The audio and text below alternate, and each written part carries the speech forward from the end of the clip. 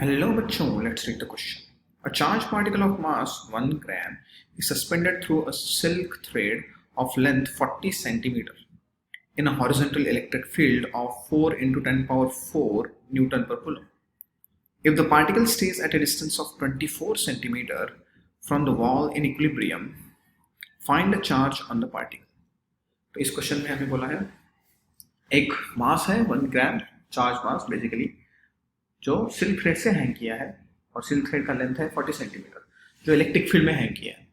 तो उन्होंने यहाँ पर हमें चार्ज की वैल्यू पूछी है जबकि चार्ज आपका इक्विलिब्रियम कंडीशन में है at a distance of 24 centimetre from the wall in equilibrium. Concept इधर इक्विलिब्रियम बोला है क्वेश्चन में, तो इक्विलिब्रियम मतलब object is at rest, force all forces are balance. तो इसमें एक फोर्स लगेगा force due to electric field F E equals to Q into E. अभी मास भी दिया है तो फोर्स ड्यू टू ग्रेविटी भी लगेगा F G equals to M into G, और टेंशन भी रहेगा थ्रेड में। तो ये तीनों फोर्सेस का कॉम्बिनेशन कंसिडर करके हम सॉल्व करेंगे। मान लेते हैं आपका ये पेंडुलम है hanging with the silk thread या फिर इक्विलिब्रियम कंडीशन है। अभी डिस्प्लेस कंडीशन में दिखा रहा हूँ यहाँ पर, और ये जो डिस्टेंस दिया है वो 24 सेंटीमीटर दिया है। यह एंगल अगर मैं थीटा मानता हूँ, टेंशन है स्ट्रिंग में मान लेते हैं टी, इसका एम जी तो डाउनवर्ड एक्ट करेगा।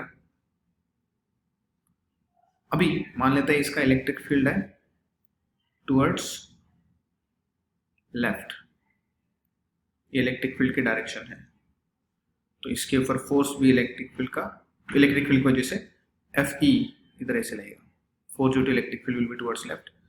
अभी इस तरह इसकी फ्री बॉडी डायग्राम मैं बनाऊंगा तो ऐसे कुछ दिखेगा। ये ध्यान से देखिए, ये आपका मास है, इधर आपका टी टेंशन है, ये भी एंगल आपका थीटा हो जाएगा। ये देखिए ये एंगल थीटा है तो ये भी एंगल थीटा हो जाएगा ज्योमेट्री से। इधर नीचे एक्ट कर रहा है एम जी, यहाँ पर फोर्स एक्ट कर रहा है एफ ई। तो इसके कंपोनेंट्स इधर एक होगा टी साइन थीटा और इधर एक होगा T cos theta. For equilibrium condition हम क्या लिख सकते हैं, फोर्सेस बैलेंस होने चाहिए। For equilibrium F E should be equal to T sine theta and M G should be equal to T cos theta. Equation 1 और 2 का अगर मैं रेशियो लेता हूँ 1:2, 1 डिवाइडेड बाई 2 अगर लेता हूँ तो T sine theta by T cos theta should be equal to t cos theta should be equal to fe divided by mg। अभी fe हमें पता है, fe का फॉर्मूला क्या होता है q into E, T T तो कैंसिल हो जाएगा, sine theta by cos theta equals to q into E divided by mg। Sine theta by cos theta is basically tan theta equals to q e divided by mg। तो यहाँ से अगर आप Q का formula निकालेंगे mg tan theta divided by E, ये हमारा formula आ गया। अब ये डायग्राम में अच्छे से देखिए, हमें tan थीटा निकालना। तो ये अगर थीटा है, ये 24 है और length of the string silk string दिया है, इसकी लेंथ कितनी है 40 सेंटीमीटर। तो मैं इसकी डायग्राम अलग से बनाता हूँ इधर।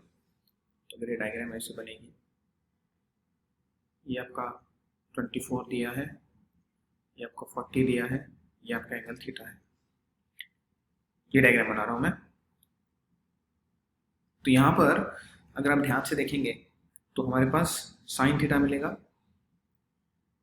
Sine theta would be 24 by 40, that is 12 by 20, that is 6, that is 10, यह जगह 5, यह जगह 3, so basically 3 by 5।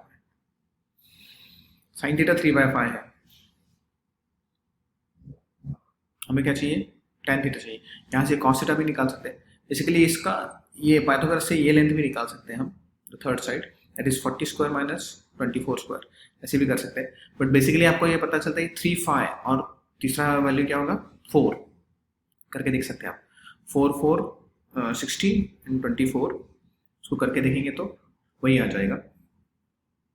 तो इसको ए बी सी मान लेते हैं, A B and C. Therefore A B square equals to 40 square minus 24 square. 40 square is 1600 minus 24 square अगर करेंगे आप तो 576 आपको पता है। इसको सॉल्व करेंगे तो स्क्वायर रूट आ जाएगा इसका 1600 माइनस 576 करेंगे तो ये आ जाएगा आपका 1024, और इसका अगर स्क्वायर रूट आप लेंगे तो 32 आता है। कॉस थीटा यहाँ से मिल जाएगा आपको, डायरेक्टली साइन थीटा भी ले सकते हैं, कॉस थीटा भी लेने की जरूरत नहीं। Tan theta is basically opposite bye adjacent, तो ये आ गया आपका लेंथ 32।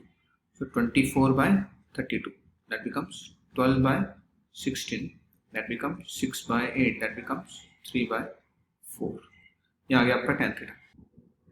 टैन थीटा क्यू के इक्वेशन में डालेंगे, Q इक्वल्स टू मास दिया हमारे पास 1 ग्राम 10⁻³ इंटू 9.8, G की value 9.8, tan theta is 3/4 divided by electric field दिया है हमारे पास, इलेक्ट्रिक फील्ड वैल्यू है 4 इंटू 10⁻4, 4 इंटू 10⁻4।